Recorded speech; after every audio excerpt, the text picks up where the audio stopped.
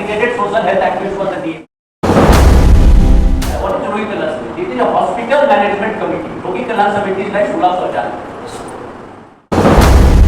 Community based monitoring project शुरू हुआ, it is very good, कागज पे बहुत अच्छा महाराष्ट्र में बहुत अच्छा चला। अब साथी सेहत संस्था ने चलाया, उसको प्रोजेक्ट मिला। But the issue here is once we go with the government you can't be totally cooperate with the government. यह जब एनएचएम आया था उसमें लिखा हुआ था outsource contractual staff PPP. PPP को मैं हमेशा बोलता हूं कि it's a handover of the receiver. Not about Odisha has changed certain thing. Odisha your enemy is better. Earlier many of the Odisha में बहुत सारी हेल्थ सर्विसेज बेहतर थी। कोविड रिलेटेड डेथ माना जाए न माना जाए, this is a medical procedure clinical.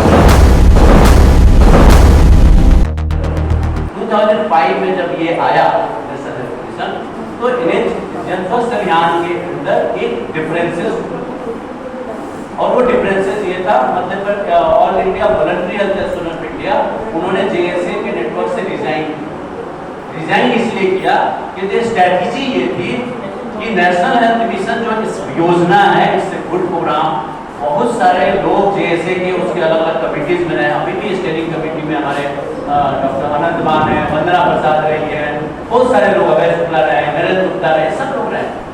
Issue ये हुआ स्ट्रेटेजिक मीटिंग 2 दिन की थी, ये था दो we are agree with certain aspect, हम एग्री करते हैं कि हर गांव में एक स्वास्थ्य महिला होनी चाहिए आशा, और आशा के सिर्फ आशा कौन होगी उसके लिए 3 दिन की मीटिंग हुई थी। और ये doctor Antia was the chairperson of Jan Swasthya Abhiyan, doctor D Banerjee has designed from JSA. तो उस समय ये था because who is funding this ASHA को एनएचएम के पहले आरसीएस प्रोग्राम था, आप लोगों को पता होगा, reproductive and child health RCS phase 1 phase 2। NHM is basically convert the entire RCH phase 2 program of World Bank। उसी वर्ल्ड बैंक के DFID के पैसा, वर्ल्ड बैंक पैसा को सरकार को उस समय चाहिए था प्रोग्राम। आशा का इंग्लिश नेम है, आज भी आशा कार्यकर्ता अपना नाम नहीं जानते। ASHA aggregated social health activities for the DA, मान्यता प्राप्त सामुदायिक स्वास्थ्य कार्यकर्ता, ठीक है। रोगी कल्याण समिति अच्छा लगता है। व्हाट इज रोगी कल्याण समिति? It is a hospital management committee. रोगी कल्याण समिति इज लाइक 16 शौचालय। 16 शौचालय और रोगी कल्याण समिति में हॉस्पिटल में कोई अंतर नहीं है। आपको मैं जगह दे दिया, आप यहाँ टॉयलेट है, वहाँ एक आदमी को बैठाइए और 10 रुपए लेगा, टॉयलेट का सफाई करेगा, मेंटेन करेगा। सरकार की जिम्मेदारी है पब्लिक टॉयलेट देखना, क्यों 16 शौचालय मैनेज करेगा? Why you will pay 10 rupees in hospitals, in railway station? ये तो गवर्नमेंट रिस्पॉन्सिबिलिटी। अभी स्वच्छ भारत आया तो फ्री टॉयलेट आ गए।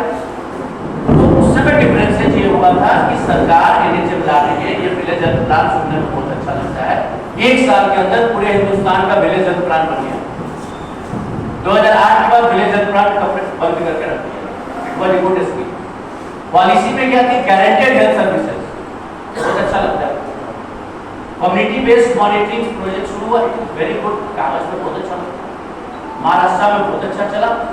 अब साथी सेहत संस्था ने चलाया, उसको प्रोजेक्ट मिला, उन्होंने सीबीएम बहुत अच्छा चलाया, आपको सुनने को मिल जाएगा। तमिलनाडु में शौचालय ने किया, एक्सीलेंट, 2 साल चला, 3 साल बना, सरकार ने कहा। मध्य प्रदेश में doctor Ajay Khare was there, all India people science movement one of the founder members. हम लोगों ने तय किया कि हम एक सीबीएम एनजीओ प्रोजेक्ट के रूप में नहीं चले, पैसा मिला, आपने प्रोजेक्ट चलाया, प्रोजेक्ट बन जाओ। क्या we decided कि let CBM should be handled by government, and then we formed a network called mentoring group for community action। हमने बोला सरकार पैसा दे, आज the member of mentoring group for community action Hindustan के एक मॉडल डॉक्टर मनोहर अडानी जो bank secretary थे, secretary Ajay खरे को दिवस और डेपुटेशन में मध्य प्रदेश विज्ञान सभा, अजय खरे को वापस सरकार में लिया गया। हमने अजय खरे अंदर जाएंगे, स्ट्रेटजी ये थी कि एक आदमी हमारा अंदर जाएगा और एक आदमी बाहर जाएगा। एनएचएम में जो हमारे मित्र लोग हैं उन्होंने मुझे दीपक फाउंडेशन की 100 रुपए स्टाम्प पेपर पे हॉस्पिटल का टेंडर ऑपरेट किया। They are outsource, but the issue here is once we go with the government you can't be totally cooperate by the government. हमारे लोग अंदर जाएंगे तो ऐसा ना हो कि एनएचएम में जाने के बाद आप कोऑप हो जाए। कई लोग एनएचएम के एनएचआरसी में रहे हैं, आज वो इंश्योरेंस मॉडल को रैशनलाइज करने की कमेटी में है।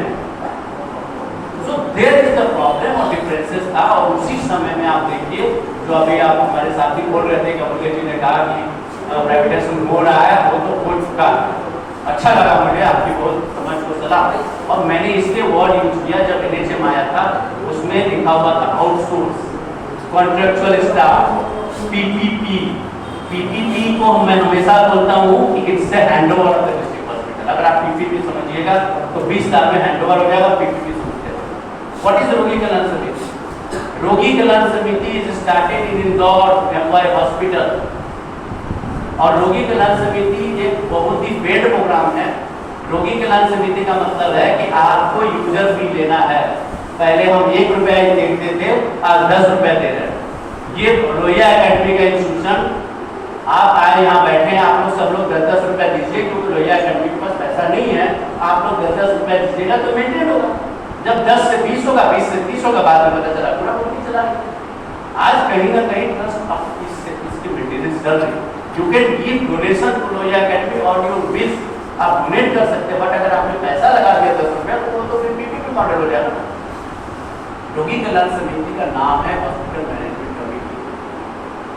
अभी उसका इतना क्लैची नाम दिया जाता है, लोग समझ उसको वर्ल्ड बैंक का DFID ने प्रमोट किया रोगी कल्याण समिति।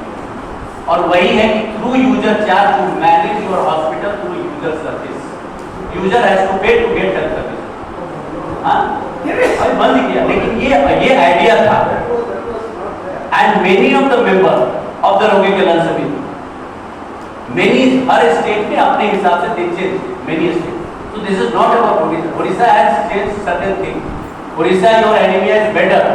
Earlier, many of the Odisha में बहुत सारी हेल्थ सर्विसेज बेहतर थी, लेकिन उसका प्रमोशन नहीं होता है ना कई सीटों का। लेकिन उसके पीछे की जो चीजें हो गई है, इसलिए it's a very good programme. लेकिन इसी समय में ये जो पूरा NHM जो कर रहा है, ये सारा NHM ही कर रहा है, ब्लड बैंक दे रहा है, ये सब नेशनल हेल्थ मिशन की मॉनिटरिंग आ रही है। तो जहाँ अच्छा स्कीम है, आशा पूरा लोग भी सपोर्ट, हम लोग तो आशा पूरा के तो सपोर्टर, आशा यूनियन बनाया है मध्य प्रदेश में। आशा यूनियन में मैं और ऐसा राजा जी मिलकर बनाया। So one way we are supporting this ideas, but we are also supporting community monitoring guarantee health services को। हम तो वोट गए कि गारंटी हेल्थ सर्विसेज दो। Right to health act, I was the drafting committee member of right to health Congress को। और हम लोग यहाँ पे उड़ीसा में भी राइट टू हेल्थ में यहाँ भाई हम लोगों ने राइट टू हेल्थ एक्ट का कांग्रेस के होने में BJD से मिले थे और एक कांग्रेस वाले मिले थे और 9 उनको पूरा राइट टू हेल्थ का ड्राफ्ट हमने सबमिट किया। हालांकि मध्य प्रदेश के एक्सपीरियंस के आधार पर राइट टू हेल्थ एक्ट बनाई जाए और मध्य प्रदेश में बनाई, लेकिन अभी इश्यूज ये है कि पब्लिक का जो सोर्सेज है NHM अच्छी स्कीम, लेकिन उसकी सब चीज अच्छी तो अच्छी है, उसको ले, और जहाँ क्रिटिक है उसको क्रिटिक भी कर। इसलिए मैंने बोला कि एक तरफ 2002 में PPP आया, अच्छी स्कीम थी, NHM आया, इट वाज ए गुड, और प्राइमरी हेल्थ केयर आया। प्राइमरी हेल्थ केयर को मजबूत कर दी तो NHM ने किया। लेकिन बहुत सारी चीज आज IMR मैटरनल हेल्थ ऑडिट, मुझे नहीं पता उड़ीसा मैटरनल हेल्थ ऑडिट हो रही है, हो रही है, कई जगह नहीं हो रही। IPHS स्टैंडर्ड में क्या बोला गया? ये नहीं बोला गया कि आउटसोर्स स्टाफ लीजिए। IPHS standard you need to have a permanent staff. 60% specialist की वैकेंसी यहाँ खाली है उड़ीसा में। आउटसोर्स और कई जगह डॉक्टर जहाँ 40 होने चाहिए वहाँ 60 है। एक्स्ट्रा भी मैन पावर है उड़ीसा में। इट्स अ वेरी कॉम्प्लेक्स, कहीं ज्यादा है कहीं शॉर्टेज। तो ये है NHM का मतलब इट्स लाइक बहुत इम्पोर्टेंट है कि इतने सरकार इतनी बारीकियों से पॉलिसी बनाती है कि उसको अंदर घुसना बड़ा मुश्किल होता है। अच्छा, ଏବେ ଆମେ ଶେଷ କରିବାକୁ ଯିବା এই ସେସନ୍। ବିସ୍ମୟ ମହାପାତ୍ର ଆମର ଅଛନ୍ତି, ସିଏ ବି ବିଭିନ୍ନ ସାମାଜିକ କାର୍ଯ୍ୟରେ କ୍ଷେତ୍ରରେ ପୁଷ୍ପ ସିଏ गवर्नमेंट का डाटा 34% कोशिश की सीरीज हमने 3,19,000 केस निकाला। अभी HG किलो परसों सुप्रीम कोर्ट की ऑर्डर खत्म।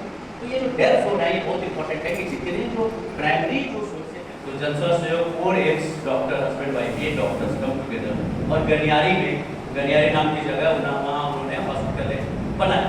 सरकार ने उनको जगह दिया, एक पुराना PWD का जगह था, वो स्पेस उनको क्रिएट करके सरकार ने दिया and they are running a hospital.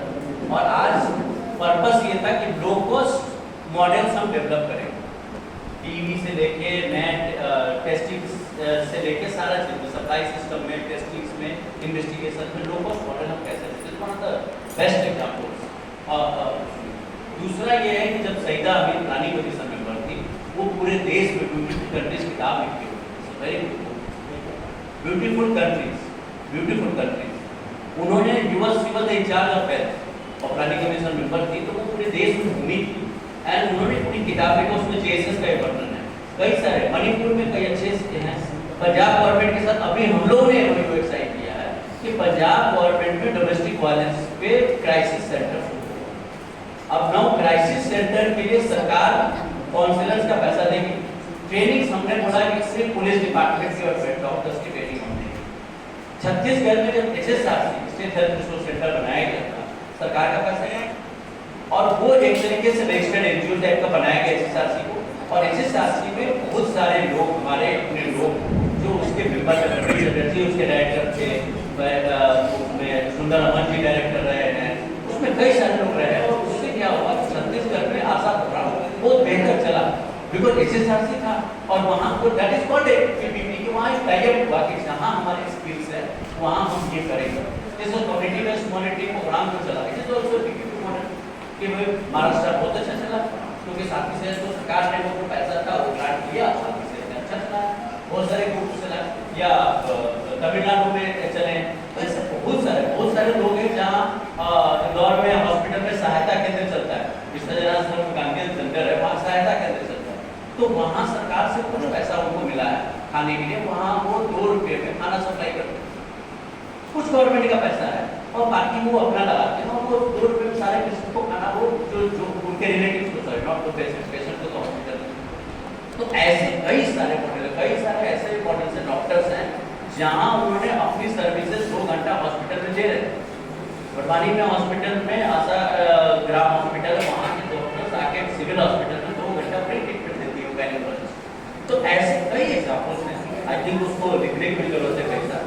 दूसरी बात जो आपने डेथ की बात की, कोविड के बाद जो हो रहा है, इसमें बहुत सारे लोगों ने दिया। कोविड के समय में जो सीआरएस का डाटा था और सीआरएस का डाटा देखा गया, तो सीआरएस का डाटा और एक जर्नलिस्ट चेन्नई बेस्ड जर्नलिस्ट रमनी, उनके साथ हमने काम किया था और उन्होंने एक पूरा डाटा निकाला था। आपने देखा होगा कि दैनिक भास्कर ने एक रिपोर्ट निकाली थी कि इतने डेथ हो गई, अब नेचुरल डेथ हो रहे हैं, तो उन्होंने सारे शमशान भूमि के डेथ, सारे